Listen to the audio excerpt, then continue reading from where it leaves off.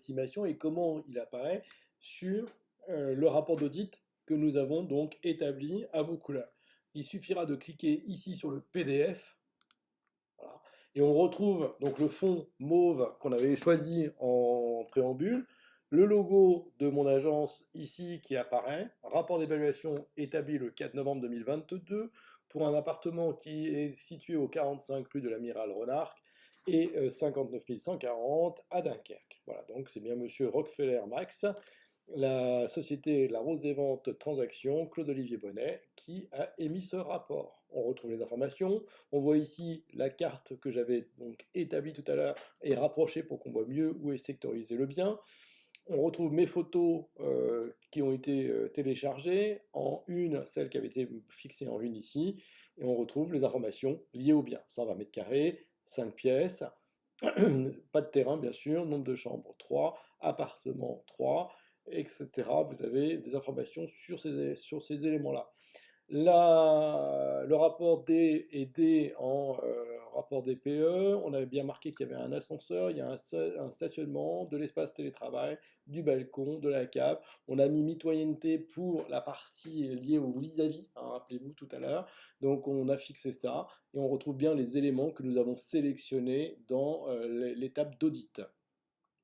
Les informations liées aux charges de copropriété, celles que nous avons renseignées, la taxe foncière que nous avions un peu upgradée, et puis les consommations énergétiques et d'eau qui sont marquées ici, ainsi que les frais d'agence et les frais de notaire pour pouvoir calculer le total d'acquisition, du coût d'acquisition du bien. Nous avons ici à informer sur le coût d'usage, pourquoi cette information est essentielle, et il ne faut pas qu'elle fasse peur aux vendeurs, c'est qu'elle est absolument utile pour gagner du temps, pour pouvoir faire que les acheteurs s'engagent en connaissance de cause, et donc plus vite on a collecté de l'information, on sait qu'aujourd'hui on a l'obligation du DPE, on sait qu'on a l'obligation même des ERP à communiquer, et bien on aura l'obligation de communiquer sur le budget d'usage moyen du bien, avec le DPE, mais également les autres charges afférentes au bien. Si par exemple il y avait eu des travaux à faire, eh bien je les aurais mis dans les travaux d'entretien ici, lissés par exemple sur 5 ans. Si j'avais établi par exemple qu'il fallait considérer qu'il y avait 30 000 euros de travaux pour remettre l'appartement dans le goût du jour ou pour changer une cuisine ou une salle de bain, eh bien j'aurais mis 6 000 euros de plus, c'est-à-dire lissé sur 5 ans, les 30 000 euros de budget, et ça nous aurait fait quand même un coût d'usage aux alentours de 8 400 euros. Et ces informations-là sont essentielles parce que si l'acquéreur a eu l'impression de ne pas avoir été assez informé et puis qu'il le découvre petit à petit, eh bien, ça peut commencer à créer une tension, voire une rupture dans l'engagement qui a été pris entre les parties. Donc c'est pour ça qu'on veut vraiment aller dans cet axe-là pour pouvoir mieux communiquer et être beaucoup plus transparent dans l'information côté acheteur. On a un prix net vendeur que nous avions établi à 360 000 euros, le prix suggéré de présentation à 374 400 avec les honoraires d'agence, bien sûr dont honoraires d'agence si vous êtes charge acquéreur, ou prix de présentation si vous êtes charge vendeur, 374 400 euros. Je rappelle que là également le texte de loi interdit d'avoir réintégré les honoraires dans le prix de présentation, donc on est obligé d'upgrader le prix pour pouvoir fournir 360 000 aux vendeurs.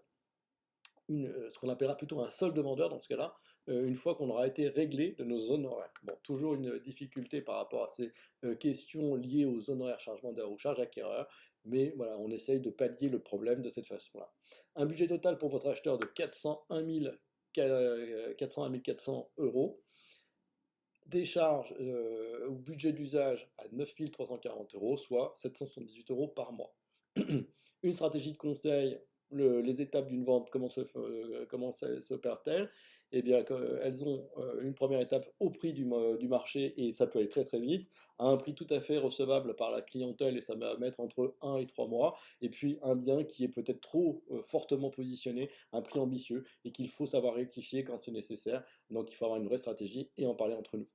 Le mandat d'exclusivité, quelques informations. La présentation de notre agence, rappelez-vous, on l'a intégré tout à l'heure dans mon compte formation. Donc on retrouve ici les informations liées à votre agence immobilière et qui présentent votre concept et vos avantages. Les diagnostics qui vont être obligatoires à réaliser et puis quelques suggestions pour préparer une visite. Voilà comment va se présenter votre rapport d'audit que vous allez pouvoir remettre à votre client à l'issue de la présentation. Je reviens ici, par exemple, si je me dis que le mauve est quand même un peu mauve par rapport à mon logo, vous voyez, par exemple, je peux me remettre ici ou je peux me mettre en plus clair. Je change ma couleur parce que je trouve ça peut-être un peu flashy par rapport à mon logo à moi. Je reviens ici, j'ai fini, donc je retourne dans mes évaluations, je retrouve mon appartement à Dunkerque là, je retourne dans le PDF et vous voyez, ça a changé la présentation qui est devenue un peu plus dans un gris. Voilà. Encore une autre manière de voir les choses pour pouvoir présenter. Donc vous voyez, c'est toujours très facile, c'est très rapide. Le système est fait pour que vous ne perdiez pas de temps et vous pouvez télécharger donc votre PDF afin de l'envoyer à votre client. Voilà pour la partie du rapport d'estimation ou du rapport d'audit.